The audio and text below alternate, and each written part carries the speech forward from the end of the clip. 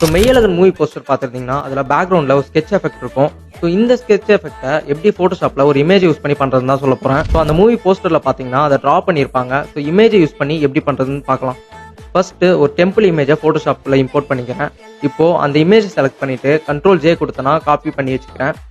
So இப்போ copy பண்ண இமேஜை செலக்ட் பண்ணிவிட்டு ஃபில்டர்ஸ்குள்ளே ஸ்டைலைஸ்குள்ளே போயிட்டு ஃபைண்ட் எட்ஜஸ் கொடுத்துக்கிறேன். இப்போ எனக்கு எட்ஜஸ் எல்லாமே செலக்ட் ஆகிடும். பட் ஸ்டில் சைடில் சில கலர்ஸ் மட்டும் அப்பியர் ஆகும். ஸோ இதை அவாய்ட் பண்ணுறதுக்கு அட்ஜஸ்ட்மெண்ட் லேயரில் போயிட்டு பிளாக் அண்ட் ஒயிட் கொடுத்துக்கிறேன். ஸோ திரும்ப எனக்கு ஓவர் டீட்டெயில் தான் இருக்குது. ஸோ இந்த டீட்டெயில்ஸ்லாம் அவாய்ட் பண்ணுறதுக்கு திரும்ப அட்ஜஸ்ட்மெண்ட் லேயர்ஸ்குள்ளே போயிட்டு ஸோ லெவல்ஸை கொஞ்சம் அட்ஜஸ்ட் பண்ணனா எனக்கு இந்த ஓவர் டீட்டெயிலாம் போயிடும். ஸோ அந்த போஸ்டரில் பார்த்தீங்கன்னா சைடில் கொஞ்சம் பெயிண்டிங் எஃபெக்ட்லாம் இருக்கும். ஸோ இதுக்கு கூகுள்லேருந்து ஒரு இமேஜை டவுன்லோட் பண்ணிவிட்டு ஃபோட்டோஷாப்பில் இம்போர்ட் பண்ணி மல்டிப்ளை கொடுத்துக்கிறேன்.